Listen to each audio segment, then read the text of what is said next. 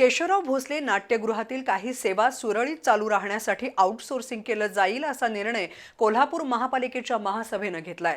दुसरीकडे कोल्हापूरच्या काही रंगकर्मींनी खाजगीकरणाला विरोध दर्शवलाय, पण विरोध करणारे काही जण म्हणजे कोल्हापूर नव्हे असा पलटवार भाजप पदाधिकारी आणि नगरसेवकांनी केलाय। महापालिकेचं हित लक्षात घेऊन संपूर्ण विचाराअंती घेतलेल्या या निर्णयाला कुणीही स्वार्थासाठी विरोध करत असेल तर ते योग्य नाही असंही या पत्रकात म्हटलंय।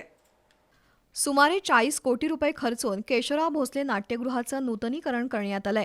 9 ऑगस्ट रोजी मुख्यमंत्र्यांच्या उपस्थितीत या नाट्यगृहाचं लोकार्पण करण्याचा प्रयत्न आहे, पण नाट्यगृहाचं खाजगीकरण होतंय असा दावा करत रंगकर्मींनी तीव्र प्रतिक्रिया दिल्या आहेत। खाजगीकरण रद्द केलं नाही तर लोकार्पण सोहळ्यावर बहिष्कार आणि मुख्यमंत्र्यांच्या दौऱ्यावेळी काळे झेंडे दाखवण्याचा इशारा रंगकर्मींनी दिलाय।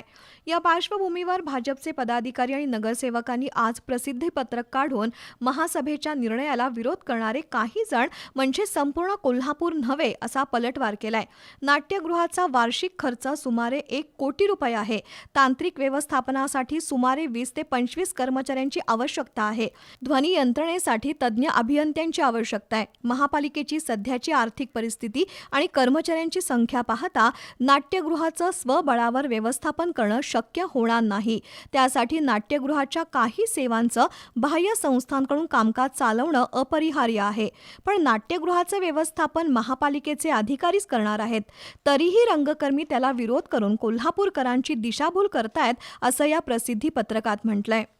आमचा या नगरसेवक म्हणून आणि या कोल्हापूरचे प्रतिनिधी म्हणून आमचा या गोष्टीला विरोध राहील आणि ज्या रंगकर्मीच्या आडून काही ठेकेदार येतात त्या रंगकर्मींची भूमिका वेळोवेळी महापौर आणि आयुक्त यांच्यासमोर त्यांची भूमिका मांडल्यानंतर त्यांच्या 99% त्यांच्या सूचना महापौरांनी आणि आयुक्तांनी मान्य केल्यानंतर हा प्रस्ताव आमच्या महासभेसमोर आला आणि या महासभेने केलेला ठराव जर कोण विरोध करत असतील ते म्हणजे कोल्हापूरकर नव्हे।